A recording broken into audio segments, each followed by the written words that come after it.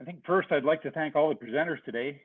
We've certainly received a wealth of valuable information and inspiration. If we were in person, this would be the point where I'd be asking for a round of applause. So let's just pretend, I guess.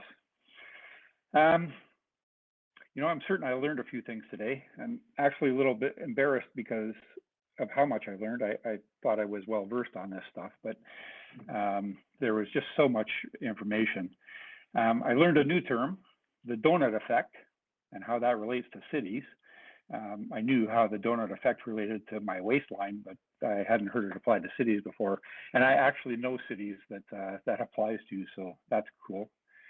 I learned that cities can indeed be started from scratch with Green City principles and built all the way up like that from the onset. I learned not only that older cities can be fixed to meet the same goals, but some methods to do it without, you know, sacrificing the next generation, and that these cities can meet the same goals. I thought it was kind of cool that I think it was Professor Adams referred to it as being a little bit sneaky. You have to have big, bold, long-range goals, but then do them incrementally in small steps over a longer period of time, so that people don't notice. I thought that's brilliant. I know whenever we talk about even removing a parking space in my city, the whole neighborhood gets up in arms. So I thought that was pretty cool. I knew that trees in Melbourne could receive emails and that they actually answered back. It was new to me today that they actually talk to other trees, especially when it's from other continents. I thought that was cool. I learned that we need to rethink our streets, making space for people and green space, not just for cars. And I think that especially showed with Vienna and with Barcelona on how they're transforming their city using superblock theory. I guess also in Melbourne where they were able to accomplish the same things without huge infrastructure costs. I thought that was kind of good. I learned that I'm not alone in my thinking that cities work too much in silos. I know when I agreed to participate in my city, that was one of the things I pointed out, I didn't want to work in silos. I wanted the whole city to be involved, otherwise nothing was going to happen. So that was cool. I learned about the many benefits of biophilia. And I think there's opportunity for all of us involved today that aren't already a biophilic city to become one, and also to join cities with nature. I could go on and on. Actually, I have lots and lots that I could go on. There was so much to absorb, but that's good, I think, for now. I'm sure all of you will have the same thoughts.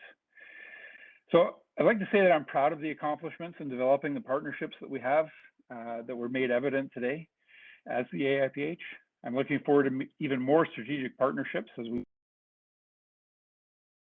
some of the organizations that we could possibly partner with are even here today. Those know who they are, I'm sure. I'm also proud of the achievements we announced today. The Green City Awards and the Green City Guidelines are now a reality. The Green City Guidelines are now a living document. They'll continue to grow and become even more valuable with time. Cities and regions will now be able to use a template to contribute their successes to the Green City Guidelines through case studies and other examples. And I encourage members to do just that. And of course, I encourage cities to participate in the Green City Awards. As mentioned in the chat earlier, the first of the Green City Awards will be presented hopefully in the fall of 2022, and potentially even maybe at Floriada. That would be great. So I encourage everybody to watch the AIPH space for further announcements of events, activities, other announcements. There's much happening. For example, we're currently hosting a series of presentations with the Worshipful Company of Gardeners. It's a mouthful, but I love that name. Right now, we're doing a series with them with the City of London Green City Briefings, which is a series of 8 one-hour webinars presenting evidence of the power of green living. So keep your eyes open for other news from AIPH conferences upcoming, including more Green City conferences. Hopefully soon we'll be able to travel again to participate in these events in person and participate in things like tours and stuff again. Although I'm sure that we will never lose some of the technology that we've picked up through the COVID experience. And I think a lot of our conferences going forward will be a combination of virtual and in person. Thank you again to all our presenters. Thank you to our sponsors, especially for helping it make it possible to bring this to you today. And especially thank you to all of you that joined us today from many countries all around the world.